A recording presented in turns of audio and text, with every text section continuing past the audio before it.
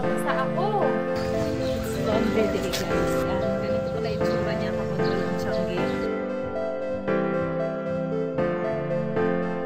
Guys, we're back at the beach. Nag-picnic tayo.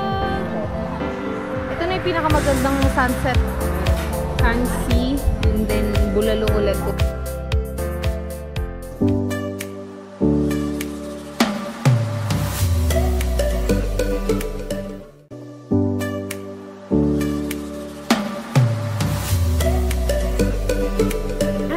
Welcome back to another vlog, and it's currently madaling araw. It's 1 AM ng Wednesday and we are working from Sipalay. So, work from home tayo na dinala pa natin all the way from Manila to Sipalay.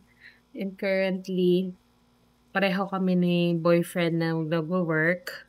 Actually, pwede kami mag-work naman sa loob, pero meron kasi siyang calls, kaya dito siya nagwo-work sa labas habang may pagtahol ng aso sa kabilang bahay. Kasi narinig niya nagsasalita eh. Oo, siguro narinig niya may nagsasalita dito. O may iba tayong kasama dito. Wala ka. Ayan na. Hindi. Huwag natin takutin yung sarili natin. Ilang gabi na siyang nagwo-work dito sa labas. And okay naman yung wifi so far. Kaya importante talaga guys, kung mag-work from home kayo na gusto nyo mag-travel, to be with your family sa mga vacation or with your friends, is hanapin nyo is may reliable na internet connection para makaayos pa rin kayong mag-work.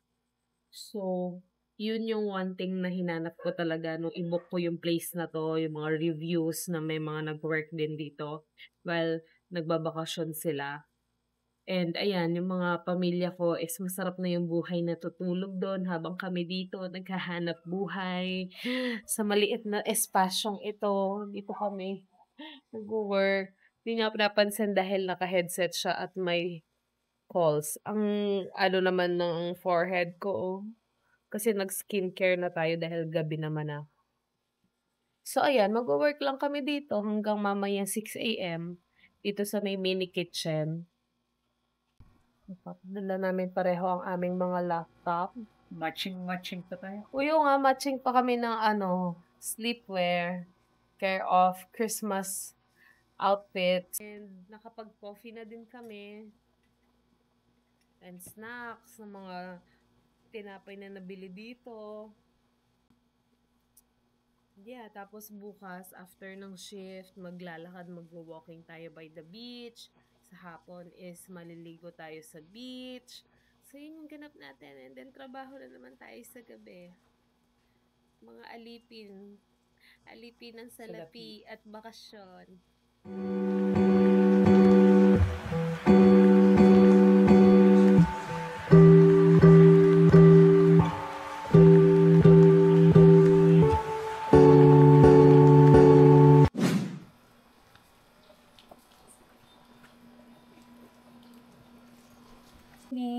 Nagmo-moist yung camera ko. Grabe naman itsura ko.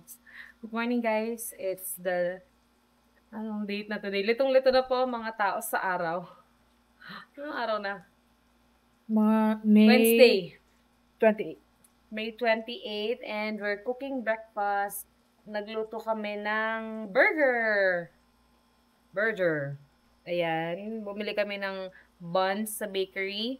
And may bigay na saging yung owner nitong unit. So, ito, ipiniprito namin. Ang moist yun. Ha?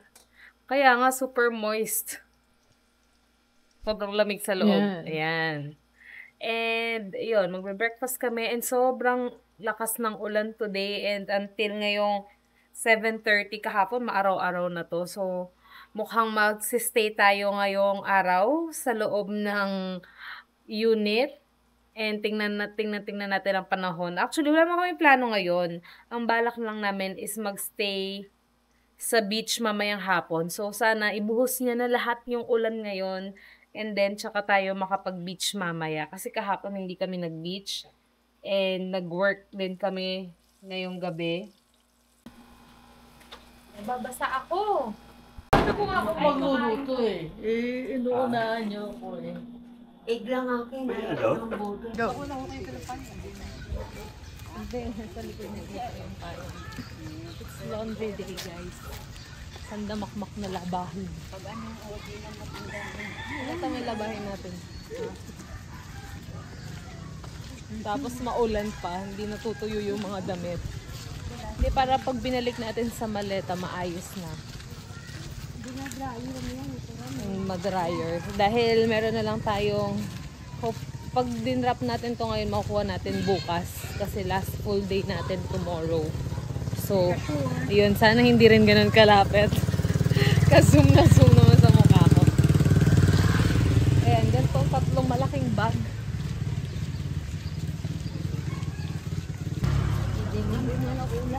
Dito tayo guys sa may Tianggian. Ganito pala itsura niya kapag walang Tianggi. Very tahimik and paradahan ng tricycle ang vibe. Very into the woods.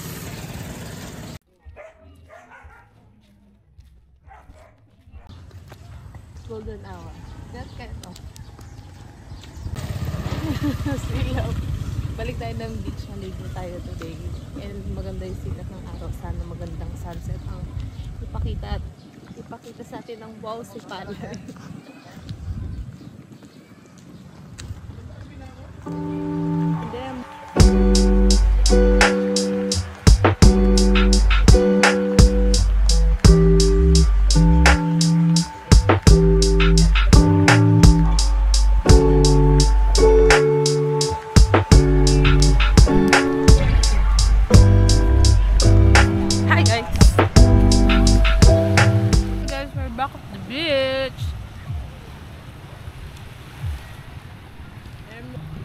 guys, ang ganda ng mat na nabili namin. Nabili ko lang to sa TikTok and binaon ko siya dito. And ito yung lagi namin gamit kapag naglalatag dito. And maganda siya. It's very useful. Lalagay ko na lang yung link sa baba. Kung maganda-ganda yung ma-experience natin na sunset today.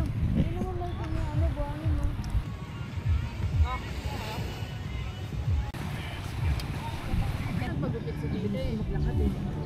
Sabi na nagpagupit si Dide. Nainitan ka na, tita.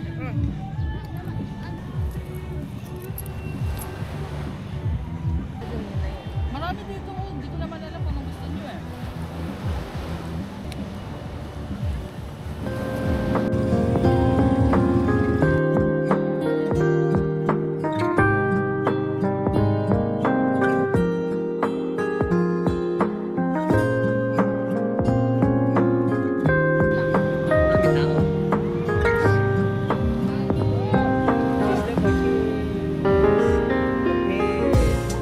Maraming bilihan dito ng mga merienda, coffee, milk tea, ayan, bumili kami. Fish balls.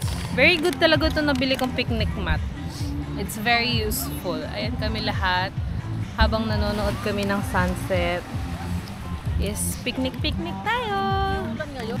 Ayan po. Ano nga po? Wow. Bagong gupit na si tita. Kaya nga, wow, Wow si si Palay. Palay. Nakalimutan mo yung wow si Palay. Coat lang yan. Hindi na lang inulan na lahat kaninang umaga. At least nakatambay tayo ngayon dito.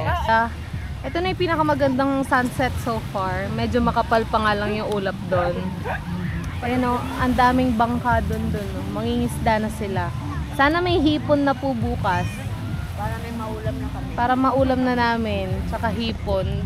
Mula kahapon walang mabiling pusit at hipon. Dahil siguro sa ulan. Hindi ko sure. Pero sana meron na ngayon, bukas. Para makapagmukbang naman kami ng hipon. 3 kilo.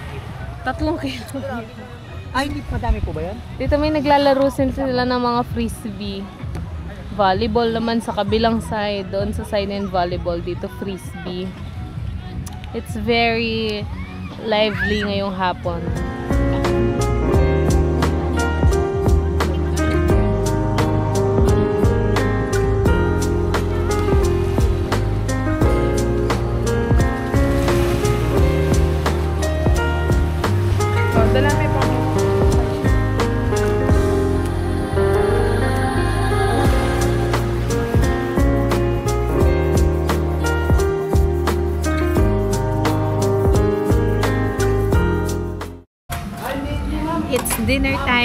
ulit kami sa La Ano Ba. Ilan nagka-rising na ba? Hello. Sisig na tayo. And first time namin itatry yung kansi. Try natin yung kansi dito sa kansi. And then bulalo ulit tulad nung kahapon. And sisi. Naririnig ko na yung perya. Tinatawag ka na ng perya. Tagma ko nga yung Perya ka na fancy. daw. Sinasabi. Sisi. If I'm right, ang kansi is parang beef. Bulalo din siya na maasim. Tayo na yung mama. Maasin tigmag